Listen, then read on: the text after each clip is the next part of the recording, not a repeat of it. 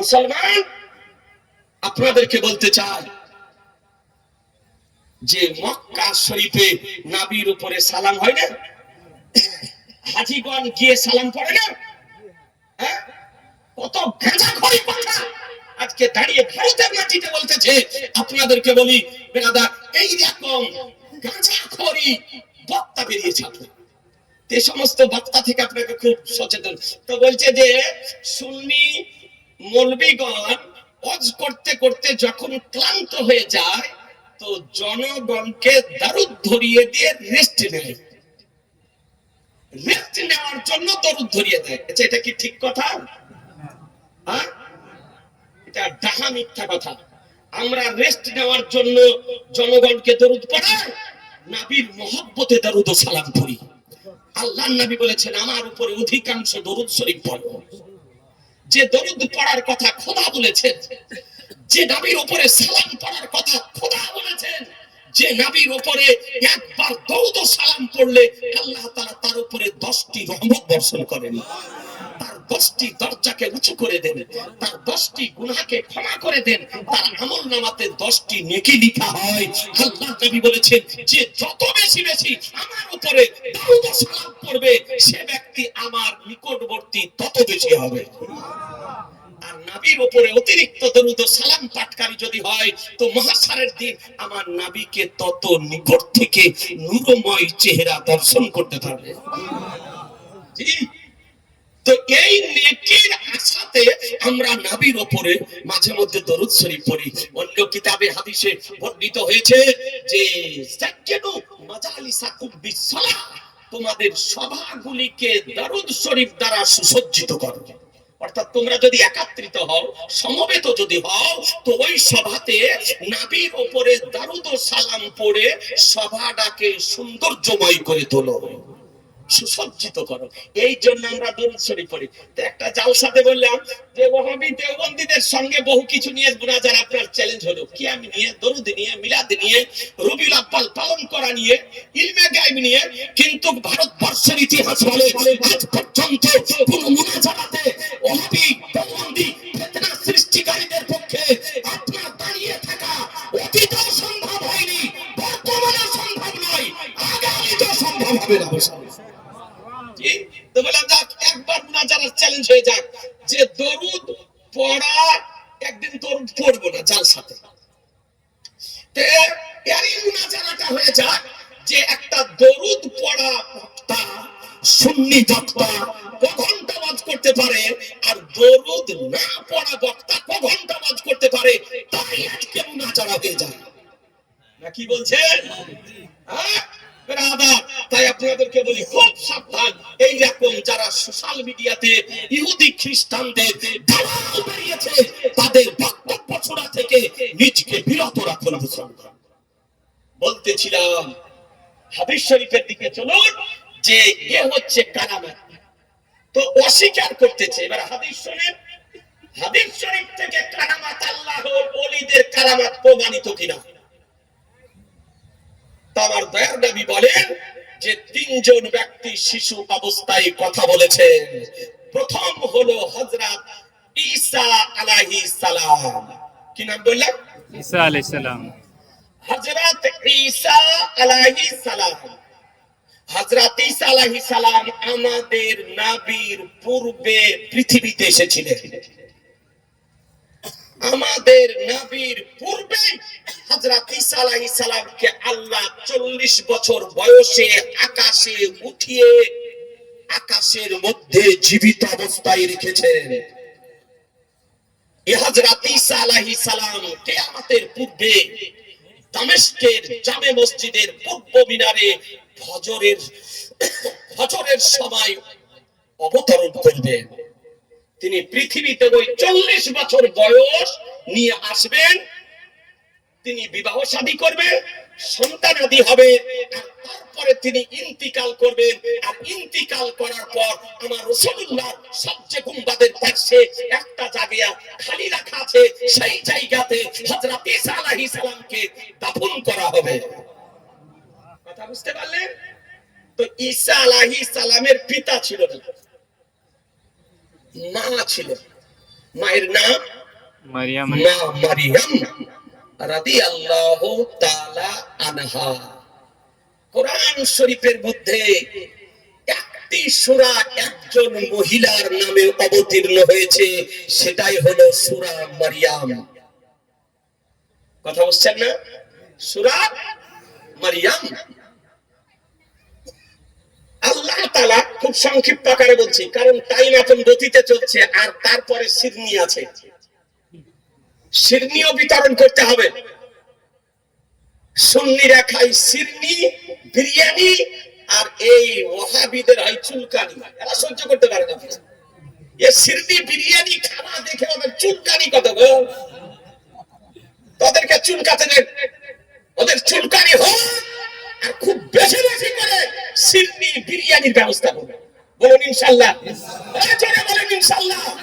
আজি জানে মহতারাম, যত জলে ওকে জ্বলতে দেন, যার যার নসিবে আছে সে তা খাবে। হ্যাঁ, এখন যদি কারো নসিবে কালো কাকের গোশত যদি থাকে তো বিরিয়ানি খেতে পারে? কি করে খাবে? হোলি দিওয়ালির প্রসাদ যদি খাওয়া আর নসিবে থাকে তো আপনার হালুয়া আর খিচুড়ি আর আপনার বিরিয়ানি খেতে পারে? হ্যাঁ, ও পারবে না আপনার খেতে। এটা সুন্নিদের নসিবে লেখা আছে, পোলাও, বিরিয়ানি, হালুয়া। কি বলছে? হালুয়াতে পর্যন্ত ওদের চুলকান। আপনারা হালুয়া খান? এই জোরে বলেন না। হালুয়া খান না? সবে বারাতে খান না? আমরা খেতেও জানি, আমাদের মা বোনেরা করতেও জানে। ওরা খেতেও জানে না, ওদের মা বোনেরা করতেও জানে না। আমাদের মা বোনেরা এমন এমন হালুয়া তৈরি করে, ডিমের হালুয়া, ছোলার হালুয়া, কুমড়োর হালুয়া, পেঁপের হালুয়া, বাদামের হালুয়া। করে না? করে না? কত রকমের গাজরের হালুয়া আমাদের মা বোনেরা তৈরি করে। হালুয়া খাওয়া চাই, কিছু না পেয়ে বলছে হালুয়া খাওয়া বেদাত। শুনেছেন? বলছে হালুয়া খাওয়া বেদাত। আমি দায়িত্বশীলতার সঙ্গে পশ্চিম মেদিনীপুরের মাটি থেকে চ্যালেঞ্জ করতেছি, আজ পর্যন্ত কোন ভ্রান্ত মতবাদ পোষণকারীগণ হালুয়া খাওয়াকে বেদাত প্রমাণ করতে পারেনি, আর নারী মরে যাবে প্রমাণ করা সম্ভব হবে না। হালুয়া খাওয়া আমার নবীর সুন্নাহ। হালুয়া খাওয়া আমার নবীর সুন্নাহ। উঠিয়ে দেখো বুখারী শরীফ কিতাবুল আতিমা হাজ্জের অধ্যায়ে হাদিস শরীফ বর্ণিত হয়েছে। নবী আমার বলেন, আয়েশা বলত রাসূলুল্লাহ সাল্লাল্লাহু তাআলা আলাইহি ওয়াসাল্লাম ইউহিব্বুল হালওয়া ওয়াল আসাল, রাওয়াহুল বুখারী। আয়েশা সিদ্দিকা রাদিয়াল্লাহু তাআলা হতে বর্ণিত, তিনি বর্ণনা করেন যে আমার রাসূলুল্লাহ হালুয়া আর মধু খেতে ভালোবাসতেন। কি কি? জোরে, আরেকটু জোরে। হালুয়া আর মধু খেতে ভালোবাসতে। এবেরাদার আরবিতে বলে হালুয়া, ফার্সিতে বলে হালুয়া, হিন্দিতে বলে হালুয়া, উর্দুতে বলে হালুয়া, বাংলাতে বলে হালুয়া। এটা নবীর প্রিয় খাদ্য, স্বয়ং আমার নবী খেয়েছে। তাই আমরা নবীর প্রিয় খাদ্য মনে করে সবে বারাতেও খাই, বিনা সবে বারাতে খাই, রমজান মাসেও খাই, বিনা রমজান মাসেও খাই, যখনই মন চাই তখনই তৈরি করিয়ে খাই। ঠিক না? ঠিক? যে মুসলমান, এটা আমার নবীর প্রিয় খাদ্য, যেটা নবীর নিকটে প্রিয়, জগতের মুমিনের নিকটে প্রিয়, সারা জগতের মুমিনের নিকটে প্রিয়। আমার নবী একটা সবজি তরকারি ভালোবাসতেন, মহব্বত করতেন। বলবো? হ্যাঁ, সেটা হলো লাউ। কি? জোরে, আরেকটু জোরে। উত্তরপ্রদেশের মা বোনেরা বলে কাদ্দুসরি। আমার নবীর প্রিয় সবজি তরকারি, তো মা বোনেরা পর্যন্ত বলে কাদ্দুসরি। শরীফ শব্দটা তার সঙ্গে লাগায়, যাকে আমাদের বাংলাতে বলে লাউ। বুখারী শরীফের হাদিসে যে খাদ্যের অধ্যায়ে হযরত আনাস রাদিয়াল্লাহু তাআলা আনহু বলেন যে নবী আমার এক সাহাবীর বাড়ি দাওয়াতে গেলেন, তো সাহাবী ভুনা গোশতের সঙ্গে শোরবা করে, ঝোল করে, মোটা মোটা করে লাউ কেটে রান্না করেছেন। আমার নবীকে খেতে দিয়েছেন। তা আমার নবী ওই বাটি থেকে লাউগুলোকে চুনে চুনে, লাউগুলোকে বেছে বেছে আমার নবী প্রথমে খেতেছেন। আনাস রাদিয়াল্লাহু তাআলা বলেন, আমি নবীর খাওয়া দেখে বুঝতে পারলাম যে লাউ তরকারি আমার রাসূলুল্লাহর নিকটে প্রিয় তরকারি। সেই দিন থেকে সমস্ত তরকারির মধ্যে লাউ সবজি তরকারি ছিল আমার নিকটে প্রিয় তরকারি। প্রিয় তরকারি। রাদার এই হাদিসের ব্যাখ্যা করতে গিয়ে মোল্লা আলী কারি রাহমাতুল্লাহ আলাইহি মিশকাত শরীফের শারহ আল মিরকাতের মধ্যে বর্ণনা করেছেন, হযরত ইউসুফ রাহমাতুল্লাহ আলাইহি এই হাদিসের ব্যাখ্যা দিতেছিলেন। সভা থেকে একজন ব্যক্তি দাঁড়িয়ে গিয়ে বলছেন, আমি পছন্দ করি না, আমি ভালোবাসি না। ব্যাখ্যা চলছে, আমার নবী ভালোবাসতেন, নবী পছন্দ করতেন। আর নবীর মোকাবেলাতে যদি আপনি বলে দেন আমি ভালোবাসি না, তো নবীর পছন্দের অবমাননা হবে না? হবে না? হবে। আর নবীর কোন পছন্দের বিষয়ে সামান্যতম অবমাননা করা, তাওহীন করা হলো কুফর, আর ঈমান নষ্ট হয়ে যাবে। তো মুহাম্মদ ইউসুফ রাহমাতুল্লাহ আলাইহি মিয়ান থেকে তরবারি বের করে বলছেন, জাদ্দিদিল ঈমানা ওয়া ইল্লা লাতুল্লাকা, তুমি তাড়াতাড়ি নতুন ভাবে মুসলমান হও, না তো তোমাকে জবাই করে দিব। কারণ তুমি আমার নবীর পছন্দনীয় তরকারিকে, নবীর প্রিয় তরকারিকে তুমি অপছন্দ করেছো। এর নাম হলো ঈমান, মুসলমান। জি, এই জন্য কিতাবে লেখা আছে, কেউ যদি আমার নবীর চুল মুবারককে যদি বলে নবীর চুল, তো সঙ্গে সঙ্গে কাফের হয়ে যাবে। কেউ যদি নবীর জুতো মুবারককে যদি তাওহীন করে বলে নবীর জুতা, সঙ্গে সঙ্গে কাফের হয়ে যাবে। এ বেরাদার ইসলাম, নবীর সম্মান করা হলো ফরজে আইন। সবথেকে বড় ফরজ হলো নবীর সম্মান করা। কথা বুঝতে পারছেন? এই রাগ করছেন, এই নারাজ হচ্ছেন, একটু জোরে বলছেন না যে? হাদিসটি শোনেন, হযরত ঈসা আলাইহিস সালাম মা ছিল, পিতা ছিল না। পিতাবিহীন অবস্থায় আল্লাহ তাআলা হযরত জিবরাইল আলাইহিস সালামের ফুকের মাধ্যমে মা মারিয়ামের উদরে ঈসা আলাইহিস সালামের রূহকে প্রেরণ করেছিলেন। রূহ। তো মা মারিয়াম রাদিয়াল্লাহু তাআলা আনহা সময় সাপেক্ষে হযরত ঈসা আলাইহিস সালাম মায়ের কোলে আসলেন পিতাবিহীন অবস্থায়। পিতাবিহীন অবস্থায় আল্লাহ কাউকে পৃথিবীতে পাঠাতে পারেন না? পারেন না? এই জোরে বলেন, পারেন। আমাদের আদি পিতা আদম আলাইহিস সালামের পিতাও ছিল না, মাও ছিল না। আল্লাহ তাআলা ফেরেশতাদেরকে দিয়ে বডি তৈরি করে রূহ ভিতরে দিয়ে আদম আলাইহিস সালামকে বানিয়েছিলেন মুসলমান। জি, জানেন না?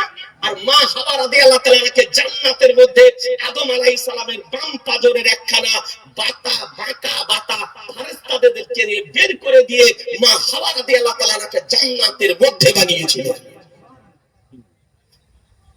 ঈসা আলাইহিস সালাম মায়ের কোলে আসলেন। জায়গাটার নাম হলো বাইতুল লাহম। এই জায়গাতে আমার নবী মেরাজের রাত্রিতে, মেরাজে যাওয়ার সময়কালে 2 রাকাত নামাজ পড়েছিলেন। 2 রাকাত নামাজ পড়েছিলেন।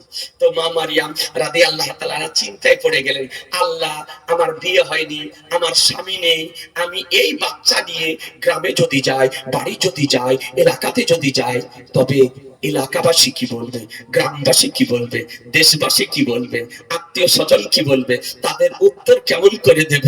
মা মারিয়াম রাদিয়াল্লাহু তাআলা চিন্তায় পড়ে গেলেন। অদৃশ্য থেকে ইলহাম ভেসে আসলো, বলে, মারিয়াম, চিন্তা তোমাকে করতে হবে না, উত্তর তোমাকে দিতে হবে না।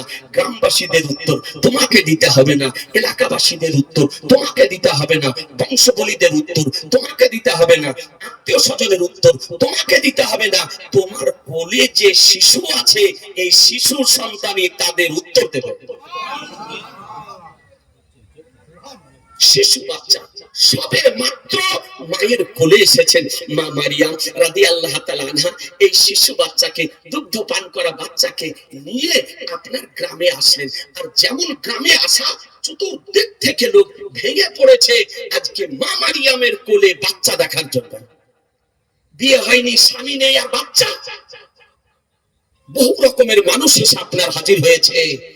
তাফসীরের মধ্যে বর্ণিত হয়েছে একজন ব্যক্তি মা মারিয়ামের কোলে হযরত ঈসা আলাইহিস সালামকে দেখে আঘাত করার জন্য হাত উঠিয়েছিল, তো সঙ্গে সঙ্গে তার হাতে প্যারালাইসিস হয়ে গেল। হাত বেকার।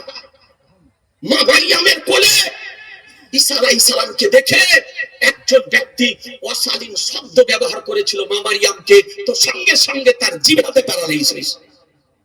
একজনের হাত চলে গেল, একজনের জবান চলে গেল। মানুষ আপনার সচেতন হয়ে গেল, আর কেউ কিছু বলে না। যে একজনের হাত চলে গেছে চোখের সামনে, একজনের জবান চলে গেল, আর কেউ কিছু বলবে? তো মা মারিয়াম ইশারা করে দিলেন, জিজ্ঞাসা যদি করতে হয় বাচ্চাকে জিজ্ঞাসা করো। শিশু বাচ্চা, দুগ্ধ পান করা বাচ্চা, মাদ বাচ্চা, আজকে সবে মাত্র মায়ের কোলে আসা বাচ্চা, এ বেরাদা কথা বলতে পারে না, এটা আপনারা আমরা জানি। কিন্তু মুসলমান যখন মা মারিয়াম ইশারা করে দিলেন, তো তাদের মধ্যে জ্ঞানী গুণী যারা, তারা বলে আচ্ছা জিজ্ঞাসা করে দেখো না উত্তর দিতে পারে কিনা। যখন জিজ্ঞাসা করা, মা মারিয়ামের কোল থেকে হযরত ঈসা আলাইহিস সালাম মস্তক উঠিয়ে আজকে জবাব দিয়েছিলেন, উত্তর দিয়েছিলেন, ইন্নী আব্দুল্লাহ, আমি হলাম খোদার বান্দা, আমি হলাম খোদার বান্দা। জালানি নবিয়্যা, আল্লাহ তাআলা আমাকে নবী করে প্রেরণ করেছেন। জোরে নবী করে প্রেরণ করেছেন।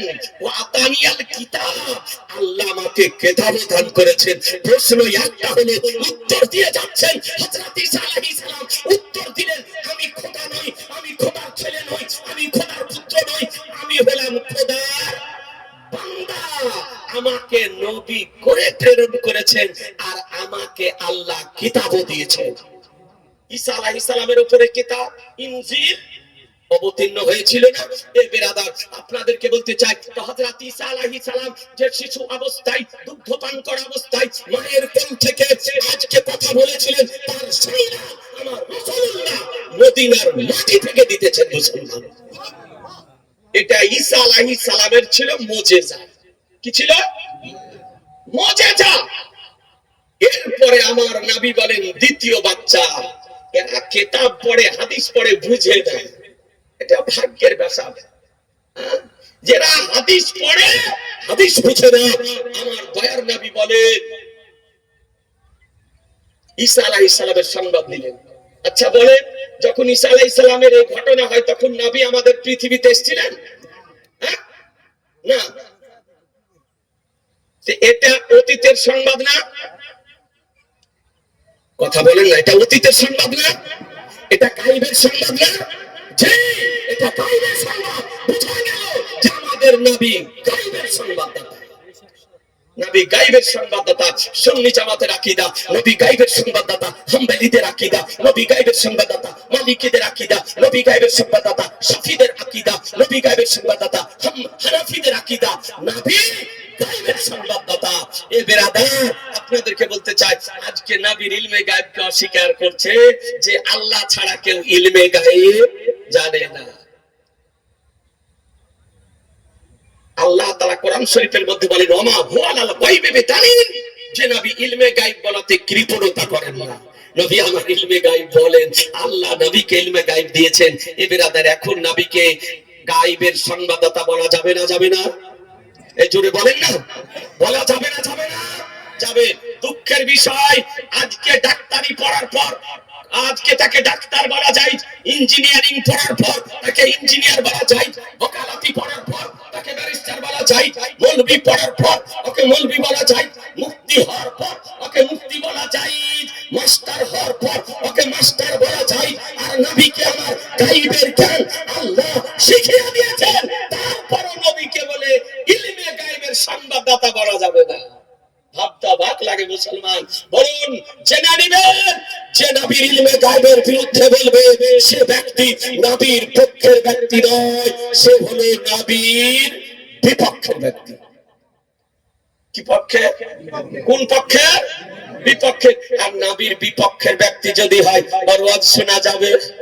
সুর করে যদি করে তো ওয়াজ শোনা যাবে, বিনা সুরে যদি করে ওয়াজ শোনা যাবে, ইংরেজিতে যদি বলে ওয়াজ শোনা যাবে, ইংরেজি বাংলা মিশিয়ে যদি বলে ওয়াজ শোনা যাবে, তার পক্ষে যাওয়া যাবে? জিনা মুসলমান, যদি তাকে সমর্থন করা, তার দলে যাওয়া, তার পিছনে নামাজ পড়া, তাকে মাদ্রাসা শিক্ষক করা, তাকে মসজিদের ইমাম করা, তাকে তার মাদ্রাসাতে সাহিত্য করা, সবকিছু নাজায়েজ হারাম লেখা আছে। সুতরাং আপনাদের আমাদেরকে সচেতন হতে হবে।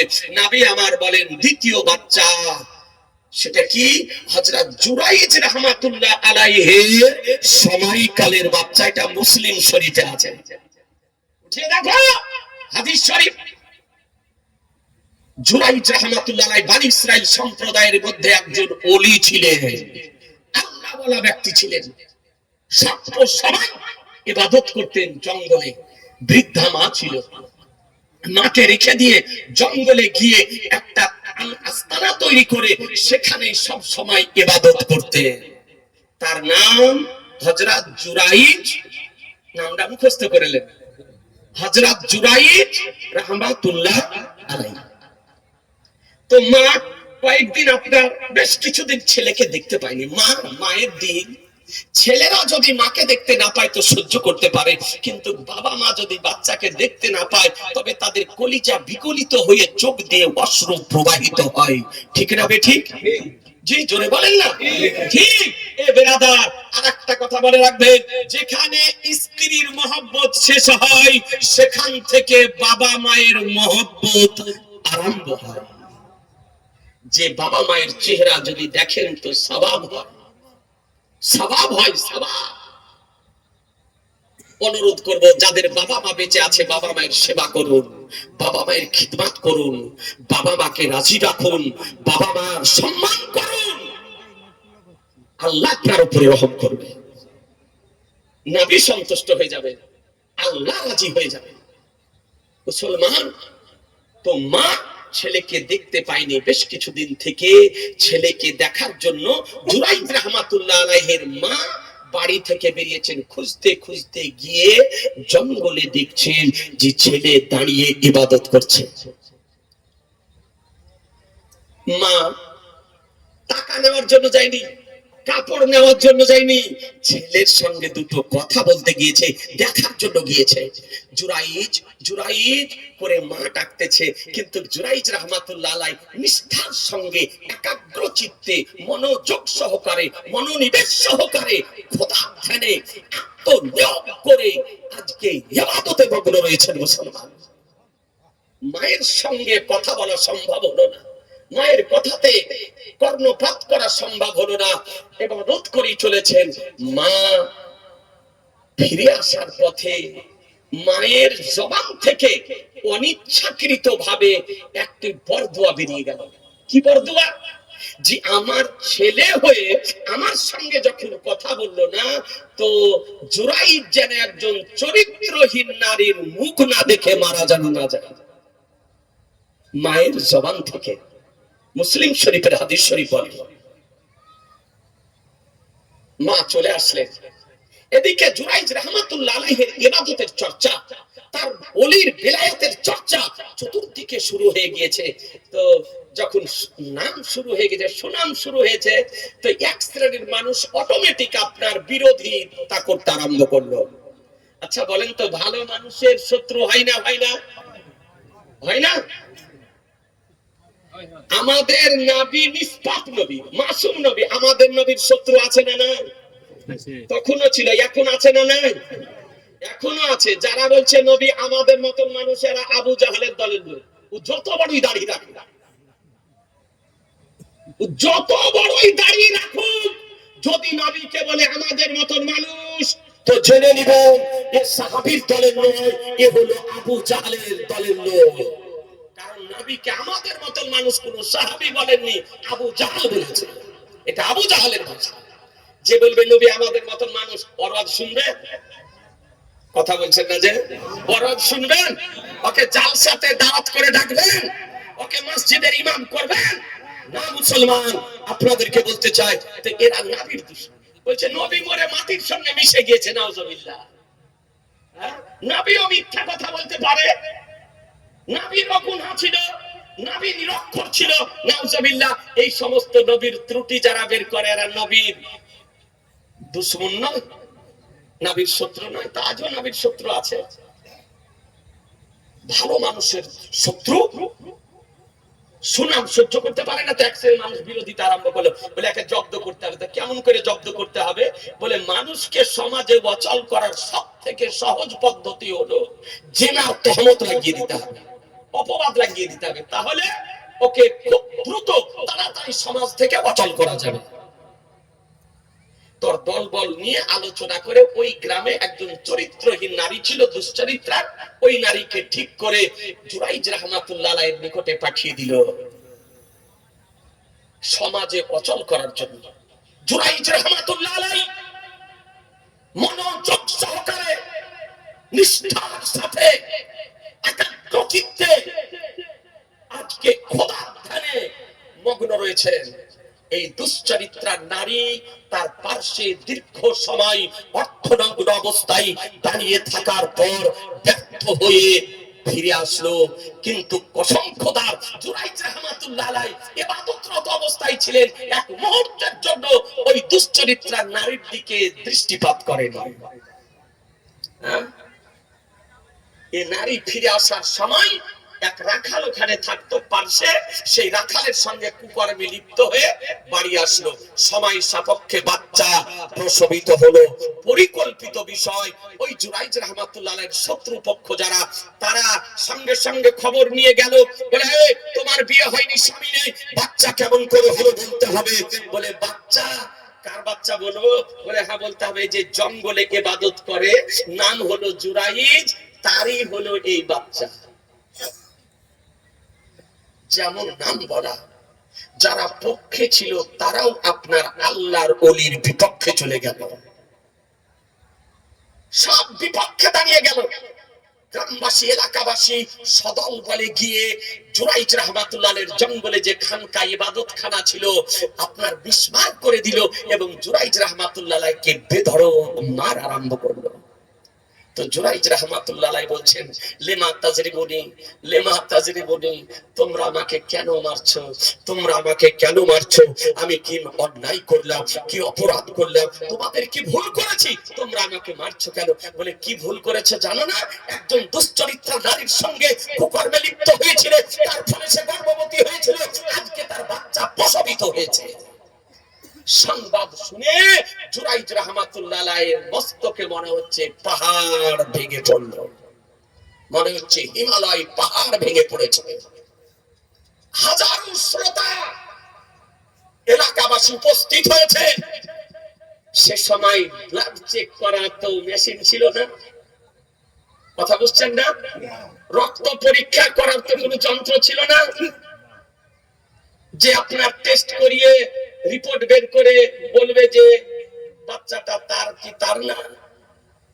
আল্লাহর ওলি হযরত জুরাইজ রাহমাতুল্লাহ আলাইহি বললেন, এক কাজ করো, ওই বাচ্চার মাকে ডাকো। হাজারো জনগণ, হাজারো ব্যক্তি, ওই দুশ্চরিত্রা নারী বাচ্চাকে নিয়ে সভাতে উপস্থিত হলো। জুরাইজ রাহমাতুল্লাহ আলাইহি আল্লাহর ওলি, তিনি ওই বাচ্চার পেটে হালকা করে আঘাত করে দিয়ে বললেন, বলে তুমি বলো তোমার পিতাকে। যেমন জুরাইজ রাহমাতুল্লাহ আলাইহি ওই দুগ্ধ পান করা শিশু বাচ্চার পেটে হালকা করে আঘাত দেওয়া, ওই বাচ্চা দুগ্ধ পান করা বন্ধ করে দিয়ে মায়ের কোল থেকে মস্তক উঠিয়ে বাচ্চাতে বলতেছিল, বলে আমার পিতা হলো একজন রাখাল, আর জুরাইজ রাহমাতুল্লাহ আলাইহি হলো পাক ও পবিত্র। আরেকটু জোরে, এই বাচ্চার কথা এলাকাবাসী শুনলো, গ্রামবাসী শুনলো, দেশবাসী শুনলো, হাজারের মাজলিস শুনলো, আশ্চর্য হয়ে গেল। আল্লাহর ওলির কারামাত দর্শন করে জুরাইজ রাহমাতুল্লাহ আলাইহির বেলায়াতের পাওয়ার কতটা, কতবার আল্লাহর ওলি, যে আল্লাহর ওলি শিশু বাচ্চাকে ইশারা করে দেওয়ার সঙ্গে সঙ্গে কথা বলতে আরম্ভ করে। এ বিরাদার, জুরাইজ রাহমাতুল্লাহ আলাইহির জ্বলন্ত কারামাত দর্শন করার পর গ্রামবাসী এলাকাবাসী সব আত্মসমর্পণ করলো, বলে হুজুর আমরা ভুল করেছি, আমরা অন্যায় করেছি, আমাদেরকে ক্ষমা করে দেন, আমাদেরকে মাফ করে দেন। হযরত জুরাইদ রাহমাতুল্লাহ আলাইহি আল্লাহর ওলির চরিত্র দেখুন, আজকে নির্মম ভাবে আঘাত করার পরও, আক্রমণ করার পরও আজকে আল্লাহর ওলির চরিত্র তাদেরকে ক্ষমা করে দিলেন। এটাই হচ্ছে মানুষের চরিত্রের মহৎ গুণ, যে কোন মানুষ ভুল করার পর ক্ষমা প্রার্থনা যদি করে, তাকে প্রতিশোধ না নিয়ে শক্তি থাকার পরও তাকে ক্ষমা করে দেওয়া। কি করে দেওয়া? ক্ষমা করে দাও। আপনার শক্তি আছে, আপনি প্রতিশোধ নিতে পারবেন, শক্তি থাকার পরও প্রতিশোধ না নিয়ে ক্ষমা করে দেওয়া, এটা হচ্ছে মানুষের মহৎ গুণ। মুসলমান আল্লাহর ওলির চরিত্র, আল্লাহর ওলি ক্ষমা করে দিলেন, মাফ করে দিলেন। জবাব দেখো যে জুরাইজ রাহমাতুল্লাহ আলাইহি আল্লাহর ওলি বাকারামাত ওলি, যে শিশু বাচ্চার দিকে ইশারা করে দিলে যুদ্ধপণ করা বাচ্চা কথা বলতে আরম্ভ করে। মুসলমান হাদিস শরীফ থেকে আল্লাহর ওলিদের কারামাত দিবালোকের ন্যায় প্রমাণিত। মুসলমান আজকে আমরা গাউসে পাকের কারামাত বয়ান করি, খাজা গরিবে নওয়াজের কারামাত বয়ান করি, নিজামউদ্দিন আউলিয়া কারামাত বয়ান করি, ইমাম রাব্বানির কারামাত বর্ণনা করি, আজকে আলা হযরতের কারামাত বর্ণনা করি, যেটাকে বাংলাটি বলে ভ্রান্ত মতবাদ পোষণকারীগণ অস্বীকার করে, আপনারা অমান্য করে, ঠাট্টা করে, বিদ্রুপ করে। কিন্তু আল্লাহর ওলিদের কারামাত আপনার হাদিস শরীফ থেকে দিবালোকের ন্যায় প্রমাণিত। মুসলমান কিছু বিশেষ মানুষ জুরাইজ রাহমাতুল্লাহ আলাইহির দরবারে থেকে গেলেন, বলে হুজুর আপনি যদি চান তো আপনার খানকাটাকে সোনা দিয়ে তৈরি করে দেব, চাঁদি দিয়ে তৈরি করে দেব। তো জুরাইজ রাহমাতুল্লাহ আলাইহি বলেন সোনা দিয়ে করতে হবে না, চাঁদি দিয়ে করতে হবে না, আমার ইবাদত খানা যেমন ছিল তেমনই ভাবে তৈরি করে দেব। তৈরি করে দিলেন। বিশেষ কয়েকজন মানুষ কাছে থাকতে আরম্ভ করলেন, বলে হুজুর আপনি এত ঊর্ধ্ব স্তরের ওলি, কিন্তু এইরকম দুর্ঘটনা আপনার জীবনে কেন ঘটলো, তার কারণ কি? তো হযরত জুরাইজ রাহমাতুল্লাহ আলাইহি হৃদয় বিগলিত হয়ে চোখ দিয়ে অশ্রু প্রবাহিত হতে আরম্ভ করলো। তিনি বলছেন শোনো, এই জায়গাতে ইবাদত করতেছিলাম, যে মায়ের পেটে অবস্থান করেছি, যে মা আমাকে পেটে বহন করেছে, যে মায়ের স্তনের দুগ্ধ পান করেছি, যে মা আমার প্রসবের ব্যথা বেদনা যন্ত্রণা সহ্য করেছে, যে মা আমাকে শিশু অবস্থায় খাবার চিবিয়ে খাইয়েছে, যে মা আমাকে স্তনের দুগ্ধ আজকে পান করিয়েছে, যে মা আমাকে শীতের রাত্রিতে সিনার উপরে করে নিয়ে রাত্রি অতিবাহিত করেছে, যে মা আমার 6 থেকে 7 বছর পেশাব পায়খানা পরিষ্কার করেছে, সেই মা আমার সঙ্গে দেখা করতে এসেছিল, কথা বলতে পারিনি, উত্তর দিতে পারিনি, আলোচনা করতে পারিনি, কারণ আমি সেই সময় ইবাদতে মগ্ন ছিলাম। তাই মা ফিরে যাওয়ার সময় মায়ের জবান থেকে অনিচ্ছাকৃত ভাবে একটা বরদোয়া বেরিয়ে গিয়েছিল, যে আমার ছেলে হয়ে আমার সঙ্গে যখন কথা বললো না, একজন চরিত্রহীন নারীর মুখ দেখে যেন মারা যায়। তাই ওই মায়ের দোয়া বরদোয়াটা আল্লাহ কবুল করে নিয়েছিলেন। এই জন্যই আমার এই জীবনে এইরকম একটা আশ্চর্য অঘটনা ঘটলো। একটি কথা পরিশেষে বলতে চাই, আপনারা পীর ওলি আউলিয়া বুজুর্গানে দিনদের মান্যকারী, আলহামদুলিল্লাহ, কিন্তু বাবা মাকে সম্মান করুন, বাবা মাকে মহব্বত করুন, বাবা মাকে ভালোবাসুন, বাবা মায়েরও সেবা করুন, বাবা মায়েরও খিদমত করুন। যে বাবা মায়ের জবান থেকে যে দোয়াটা বেরিয়ে যায় কসম খোদার, সঙ্গে সঙ্গে আল্লাহ সেটা কবুল করে নেন। সেটা বদদোয়া হোক আর ভালো দোয়া হোক। সুতরাং জীবনে কোনোদিন বাবা মাকে কষ্ট দেবেন না, বলুন ইনশাআল্লাহ। এই জোরে বলুন ইনশাআল্লাহ। আজি জানে বহুতারা কোরআন বলল, ইয়া আইয়ুহাল্লাযিনা আমানু তাকুল্লাহা ওয়া কুনু মাস সাদিকিন, হে বিশ্বাসীগণ তোমরা আল্লাহকে ভয় করো আর সত্যবাদীদের সঙ্গ লাভ করো। আল্লাহুম্মা সাল্লি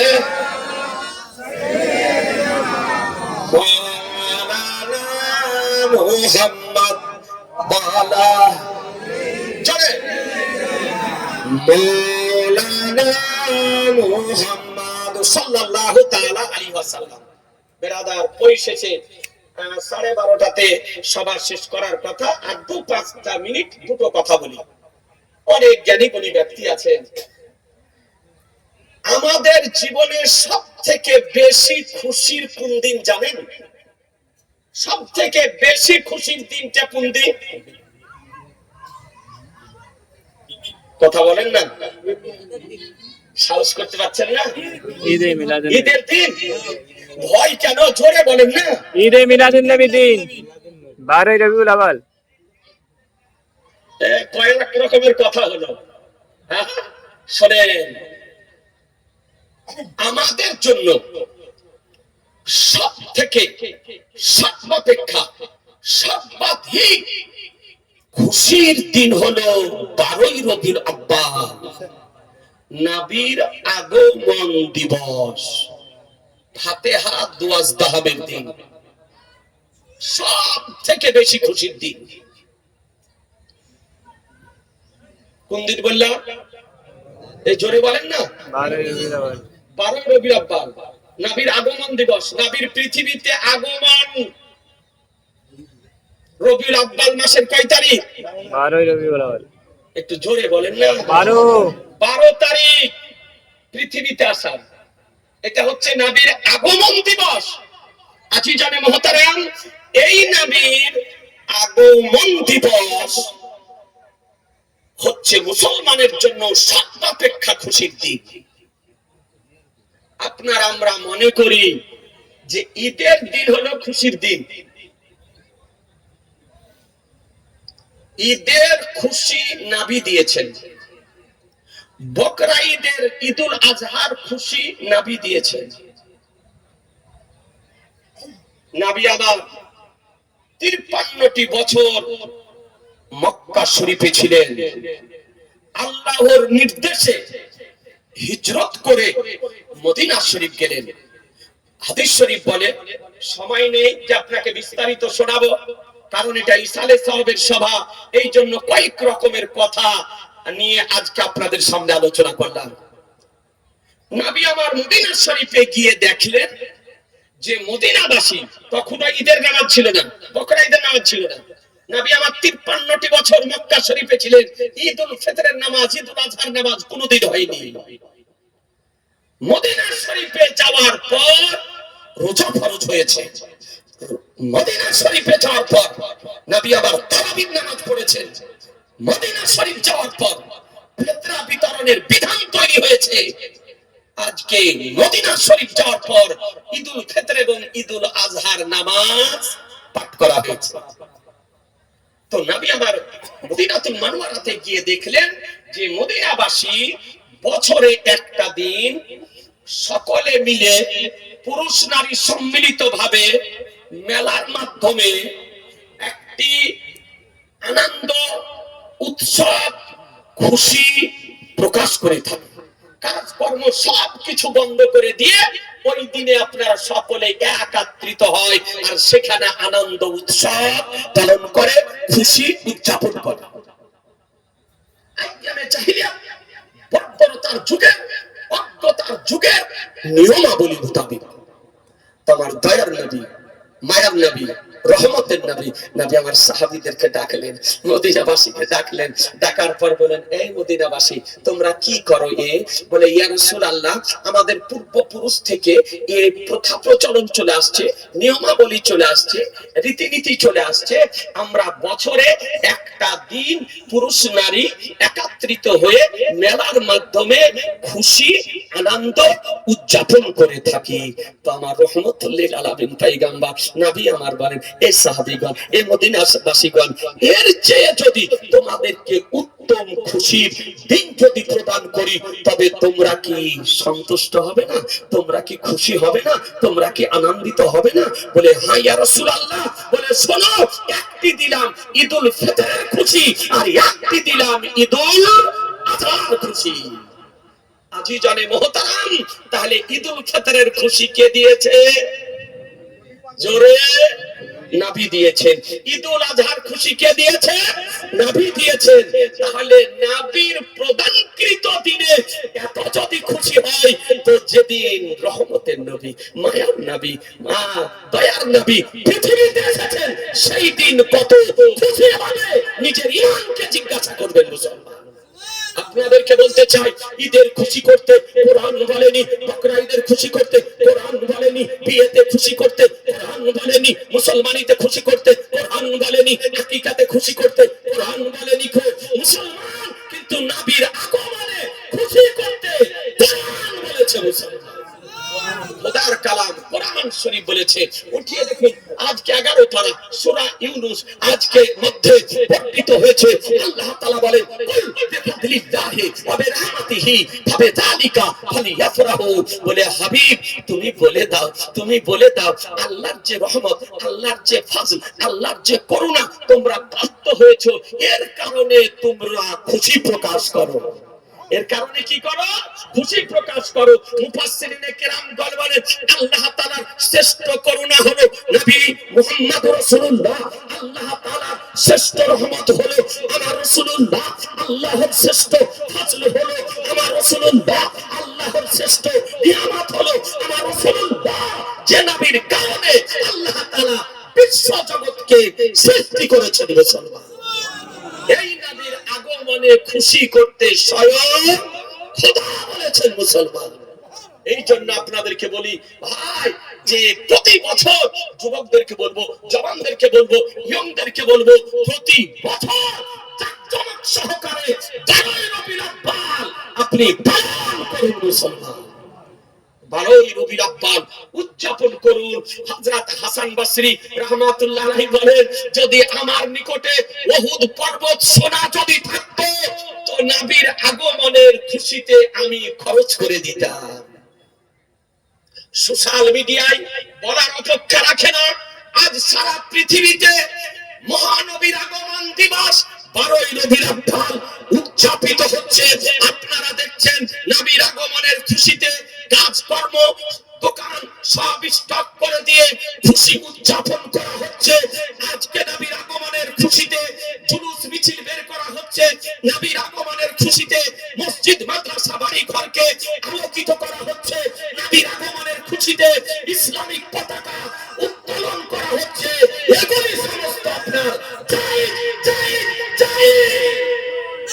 নবীর মহব্বতে আপনি তরুণ এ বেরাদার, আজকে আপনি যে যা দল করে দলের পরিচয়ের জন্য দলের পতাকা বাড়িতে বাঁধছেন, যে যা দল করে রাজনীতি দল, সেই দলের আজকে মিছিলে যেতেছেন নেতার সম্মানে। আপনাদেরকে বলি, কেউ না জায়েজের ফতোয়া দেয়নি, কেউ আপনার বেদাতের ফতোয়া দেয়নি, কেউ কোনোদিন হারামের ফতোয়া দেয়নি। আজকে ছেলে মেয়েদের বিয়েতে খুশিতে লাইটিং করছেন, কেউ কোনোদিন নাজায়েজ হারামের ফতোয়া দেয়নি। এ বেরাদার আপনাদেরকে বলবো যে নবীর আগমনের খুশিতে মিছিল বের করা মদিনাবাসীদের সুন্নাত। মুসলমান যুবকদেরকে বলবো, জওয়ানদেরকে বলবো, ভালো করে শোনেন।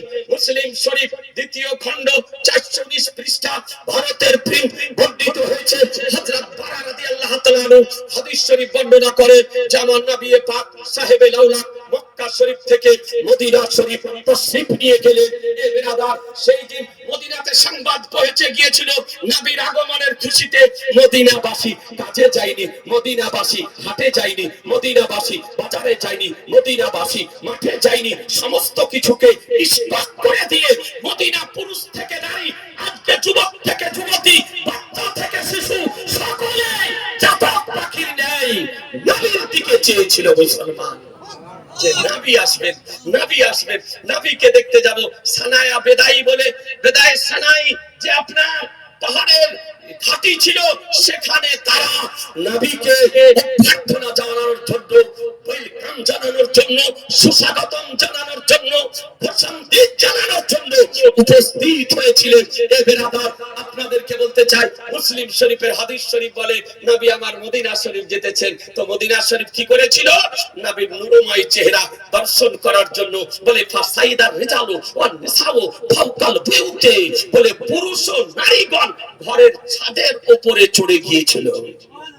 ঘরের ছাদে চড়ে গিয়েছিল কেন? নবীর নূরময় চেহারাটা দূর থেকে দর্শন করার জন্য। মদিনাবাসী নবীর প্রেম, নবীর মহব্বত, নবীর ভালোবাসা। এ বেরাদার, আর যুবক যারা, জওয়ান যারা, ইয়ং যারা, তারা কি করতেছিল?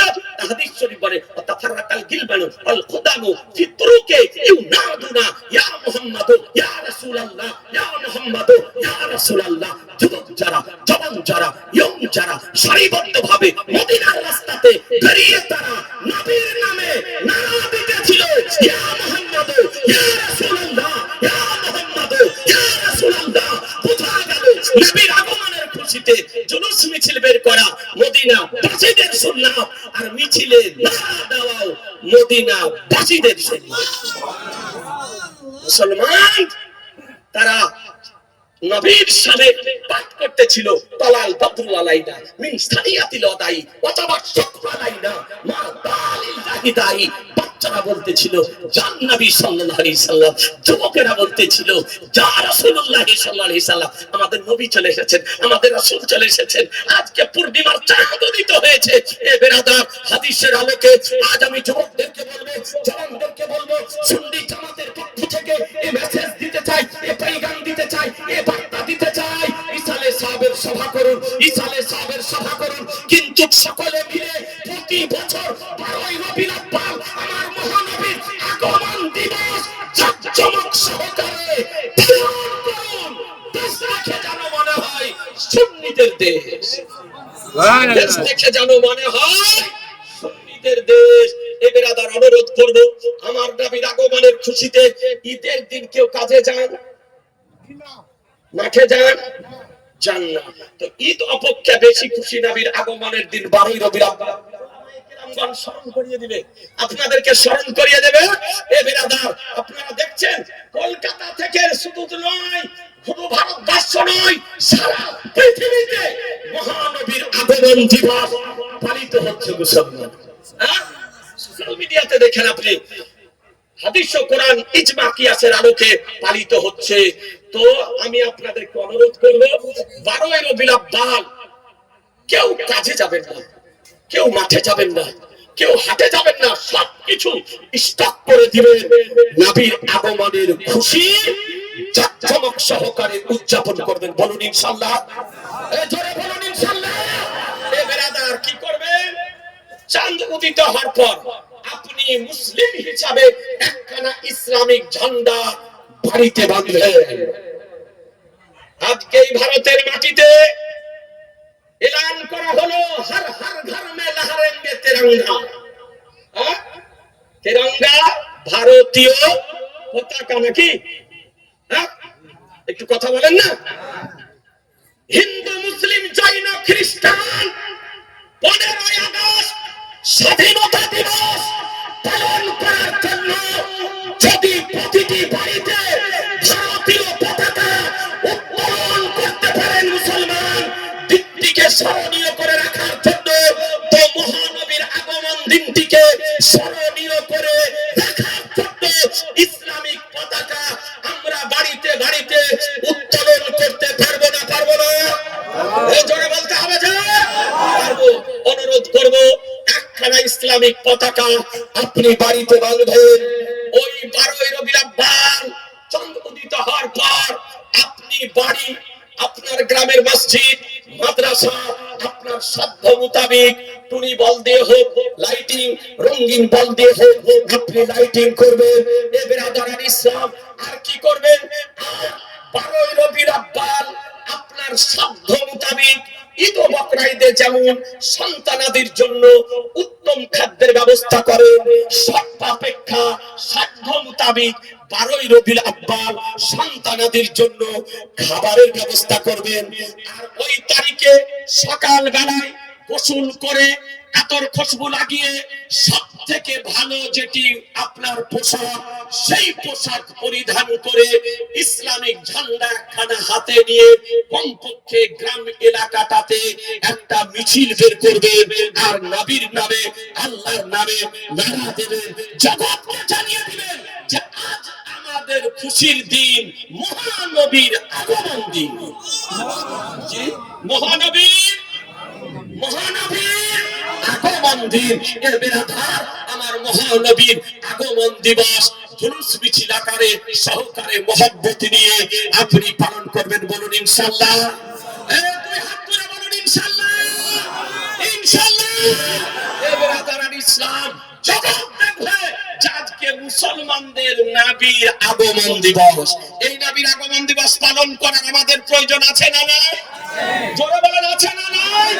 আছে। আজ বিদ্রোহী কবি নজরুল ইসলামের জন্ম জয়ন্তী পালন করা হয়, বিশ্বকবি রবীন্দ্রনাথ ঠাকুরের জন্ম জয়ন্তী পালন করা হয়, কবি সাহিত্যিকদের জন্ম জয়ন্তী পালন করা হয়, রাইটার লেখকদের জন্ম জয়ন্তী পালন করা হয়, নেতা নেত্রীদের জন্ম বার্ষিকী পালন করা হয়, আজকে লিডারদের জন্ম জয়ন্তী পালন করা হয়, সন্তানদের বার্থডে পালন করা হয়। এর বিরুদ্ধে কেউ বলে না। এ বেরাদার ইসলাম, আজকে মুসলমান ঘরে সন্তান হয়ে যদি বিদ্রোহী কবির জন্ম জয়ন্তী পালন যদি করতে পারে, স্বাধীনতা দিবস পালন যদি করতে পারে, তো মহানবীর আগমন দিবস আমরা পালন করতে পারবো না? পারবো না? বলে বলেন, পারবো না? পারবো না? অনুরোধ করব, রিকোয়েস্ট করব, আজকে আবেদন করব যুবকদের কাছে, জওয়ানদের কাছে, বৃদ্ধদের কাছে, জ্ঞানীদের কাছে, শিক্ষিতদের কাছে, অশিক্ষিতদের কাছে, পুরুষদের কাছে, মা বোনদের কাছে, সকলের কাছে, যে এই গ্রামে আগামীতে 12ই রবিউল আউয়াল যেন জাঁকজমক সহকারে আমার নবীর আগমন দিবস পালন যেন হয়, বলুন ইনশাআল্লাহ। জোরে বলুন ইনশাআল্লাহ। আপনার দেশে এইরকম আজকে জালসার দিন যেমন লাইটিং করেছে, এই যে লাইটিং গুলি দেখা যাচ্ছে না, পিছন দিকে একবার তাকান না, আর রাস্তার উপরে এই যে লাইট গুলো আজ যেমন করেছে, এরকম লাইট যদি 12ই রবিউল আউয়াল জ্বলে আর ইসলামিক পতাকা যদি উড়ে আর যদি মিছিল যদি বের করে, তো কোন ভ্রান্ত মতবাদ পোষণকারী, কোন দেওবন্দি, কোন ওয়াহাবি, কোন তাবলিগি, কোন জামাতি, কোন কাদিয়ানি, কোন লামাজাবি, কোন আহলে হাদিস ঢুকে যদি যায়, জিজ্ঞাসা করতে হবে না, ও বুঝতে পারবে যে এটা টিটিএস সুন্নিদের গ্রাম। এই গ্রাম টিটিএস, জোরে টিটিএস সুন্নিদের গ্রাম। এই সবে বরাত যদি হয়, সবে কদর যদি হয়, মুহররম যদি পালিত হয়, নবীর আগমন দিবস যদি পালিত হয়, ঈসা আলাইহিস সালামের যদি সভা হয়, কিয়াম দরুদ যদি চালু যদি থাকে, তো দেশে আপনার হাড়ি ভাঙবে না। লা হাওলা ওয়ালা কুওয়াতা ইল্লা বিল্লাতে শয়তান বিতাড়িত হয়, আর ইয়া নবী সালামু আলাইকা যদি পড়েন তো হাড়ি পালিয়ে যাবে আপনার। জি, দেশ থেকে হাড়ি পালিয়ে যাবে। সুতরাং আপনাদেরকে বলবো, সুন্নি জামাতের আকীদা বলির উপরে পাহাড়ের মতো স্থির থাকবেন, বলুন ইনশাআল্লাহ। জোরে বলুন ইনশাআল্লাহ। আর যত রকমের বাতিলপন্থী ভ্রান্ত মতবাদ আত্মপ্রকাশ করেছে, এই সমস্ত নতুন নতুন নামে, নতুন নতুন দলে যারা আত্মপ্রকাশ করেছে, তাদের কাছ থেকে দেশকে বাঁচান, সমাজকে বাঁচান, এলাকাকে বাঁচান, গ্রামকে বাঁচান, মসজিদকে বাঁচান, মাদ্রাসাকে বাঁচান, নিজ পরিবার বর্গকে বাঁচান, নিজের অমূল্যে ইমানকে রক্ষা করেন। তাদের কাছ থেকে নিজেরা দূরে থাকুন, নিজেদের কাছ থেকে তাদেরকে দূরে রাখুন, বলুন ইনশাআল্লাহ। জোরে বলুন ইনশাআল্লাহ। 12:30 সভা শেষ করার কথা, 31 হয়ে গিয়েছে। এখানেই আমার আলোচনা সমাপ্তি ঘোষণা করছি। ওয়ামা আলাইনা ইল্লাল বালাগ, আস্তাগফিরুল্লাহ রাব্বি মিন কুল্লি জামবি ওয়া আতুবু ইলাইহি, লা ইলাহা ইল্লাল্লাহু মুহাম্মাদুর রাসূলুল্লাহ সাল্লাল্লাহু তাআলা আলাইহি ওয়াসাল্লাম। ইয়া নবী সালাম আলাইকা, ইয়া রাসূল সালাম আলাইকা, ইয়া হাবিব সালাম আলাইকা, সালাম আলাইকা।